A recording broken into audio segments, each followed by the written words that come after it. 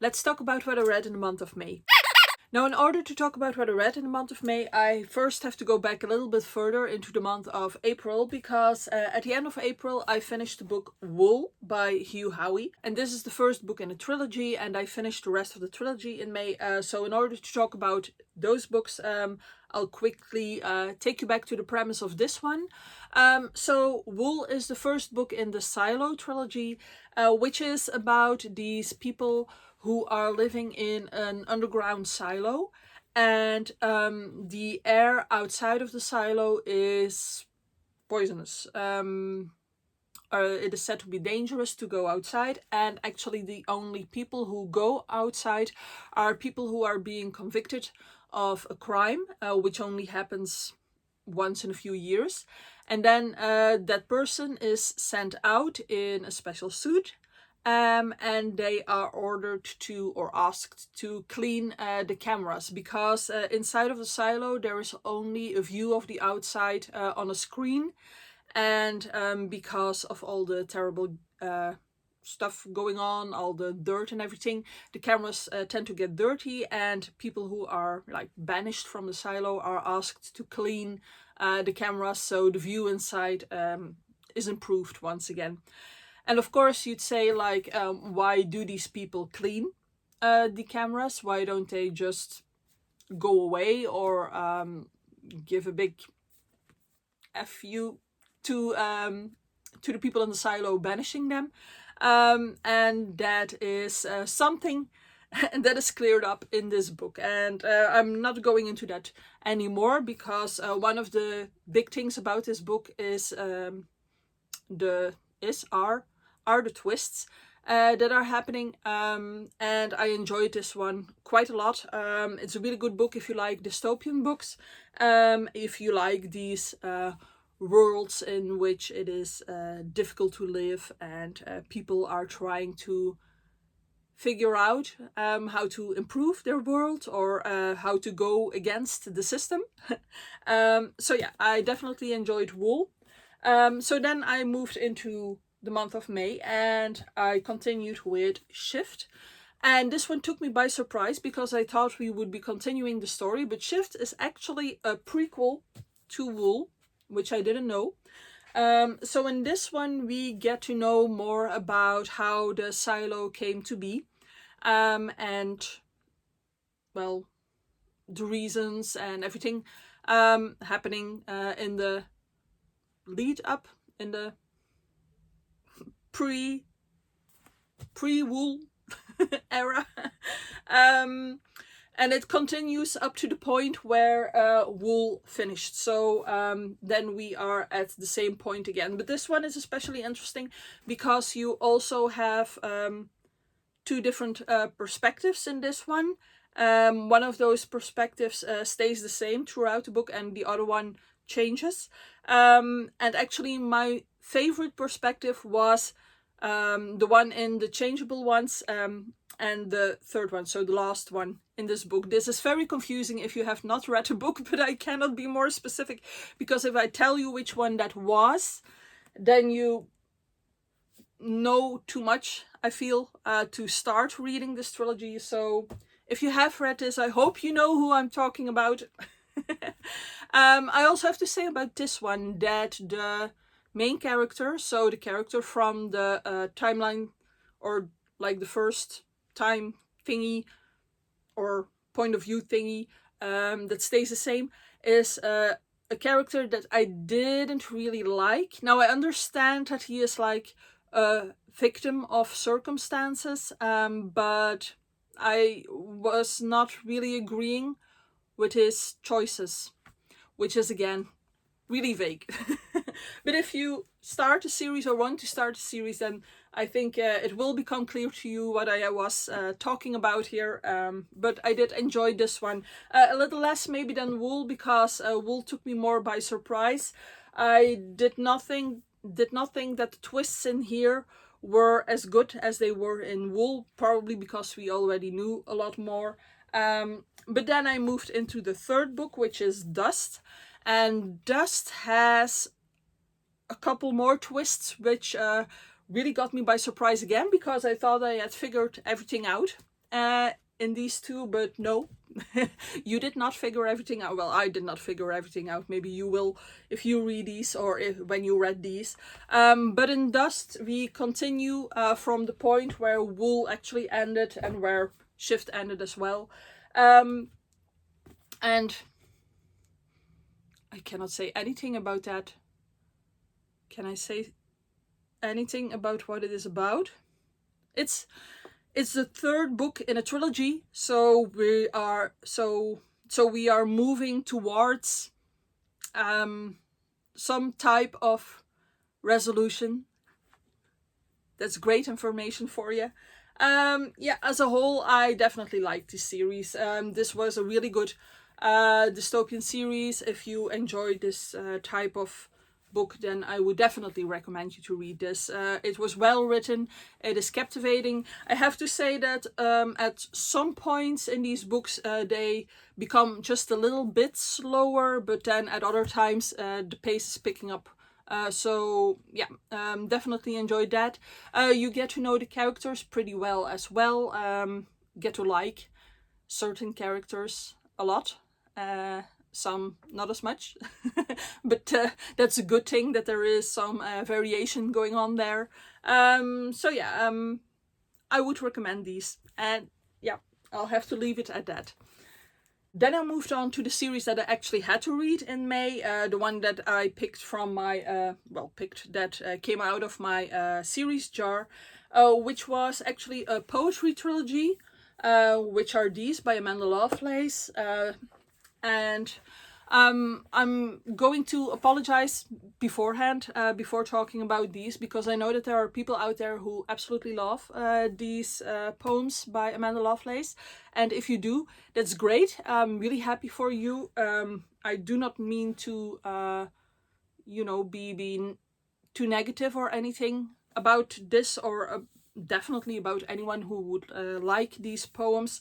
But to me, these turned out to be not the type of poetry that I'm personally attracted to, or that appeals to me. Because a lot of these poems, how do I say this?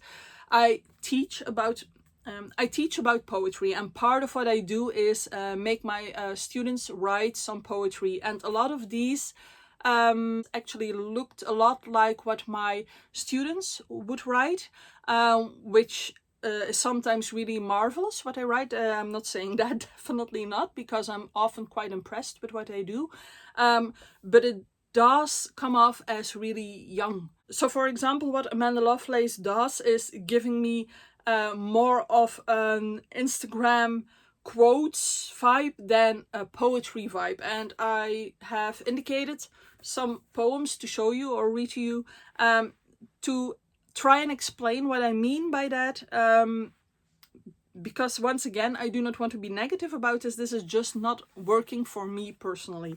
So for example, one of the things I teach is visual poetry, and Amanda Lovelace uses visual poetry. For example, in this one, I'll just show it to the camera.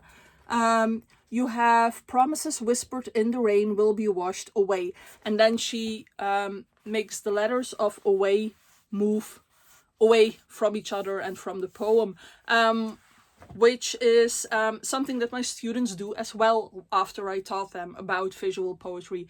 But to me, honestly, it feels like the easy way to use visual poetry, because it's kind of on the nose. So yeah, I've seen this done better, or more in a more sophisticated way, maybe. But that's just, once again, me personally. Something else. What I was saying about it being very Instagrammy, I have this as an example. Can you see it? It says, I hate you. And then as a title, it has his version of I love you.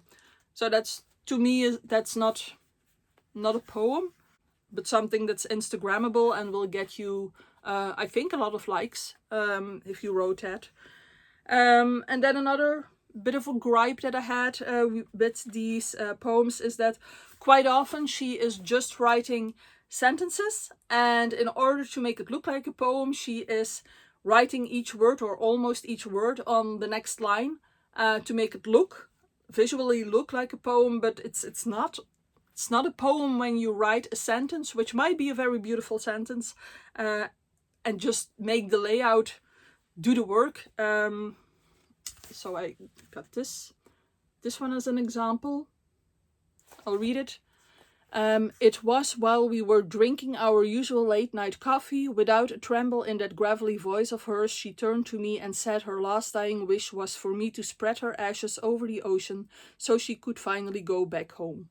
And then right beside that one, we have one that to me is an example once again of her just writing sentences and turning them into the layout of a poem, but also using like a twist at the ending. It's not necessarily the word I'm looking for, like this pun at the ending, or using the title of the poem as a pun to make it all come together. So I can show you that one and I can read it to you. My mom told the nice doctor she was seeing starbursts in her eyes, and they were almost beautiful to her, like the 4th of July had decided to come early. The doctor hesitated before breaking the news to her. Those aren't stars, it's cancer. And then the title is 40 Years a Smoker. And that it does not work for me. It feels a bit gimmicky. Gimmicky is the word that I was looking for. Yeah. This is not, as I said before, this is not my kind of poetry. Now this one, I wasn't too happy about, I must say, but I do feel for Amanda Lovelace because some of the subjects that she is tackling in this one are quite heavy, and I feel like she went through a lot, so I still felt for her, which is a good thing in poetry if it makes you feel something, even if it is empathy towards the writer. So she was doing that, but then there is this one, the second one, The Witch Doesn't Burn, in this one, and this I'm sorry, but I cannot say good things about this one. It is just pure man hate, and I can understand that if you have been betrayed by men or if you have been mistreated by men, that they aren't exactly your favorite subject. And I'm definitely not denying that there are like bad men in the world, but each of these poems is man hate, and it is not feminism at all. It's very much past that. She is actually literally saying stuff like it's your fathers and it's your sons and your brothers, and they are all pure evil apparently, and they should all burn. So yeah, this was difficult for me to read, and then I moved on into the last one over here.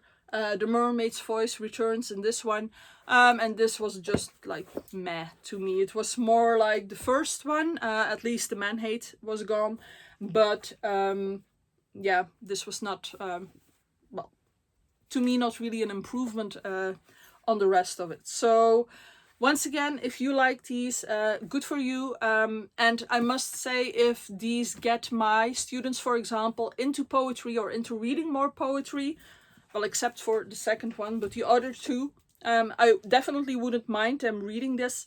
So it's not like that, it's just a personal thing. Okay, feel like I have defended myself enough here. Yeah, we are allowed to have our own opinions, I hope, even on the internet. And then I can talk about the last book that I read in the month of May, which was The Nightingale by Kristen Hanna, which I read as a buddy read with Jason Reed-Sten. And this one is about two sisters during World War II, and both of them have their own stories or their own paths that they're taking during the war.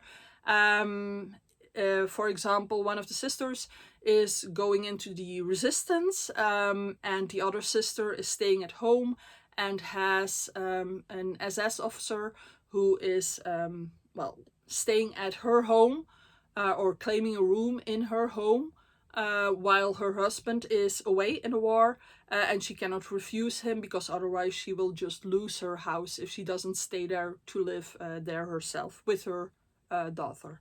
So two very different paths that they are walking, but they do remain sisters throughout the book. In that way, it is covering quite a few of the elements that were in World War II, so we get to see quite a lot of different aspects from the war. Now, my main issue with this one was that there was a lot of romanticizing going on, especially at the beginning of this book. So before the World War starts, one of these sisters is apparently having almost daily picnics with her husband and her child, and they are in France, so of course they drink wine and eat the best kind of meat and cheese and bread and whatever. And then in the evenings at home, she is making her husband like whole briskets and il flottant for dessert and everything.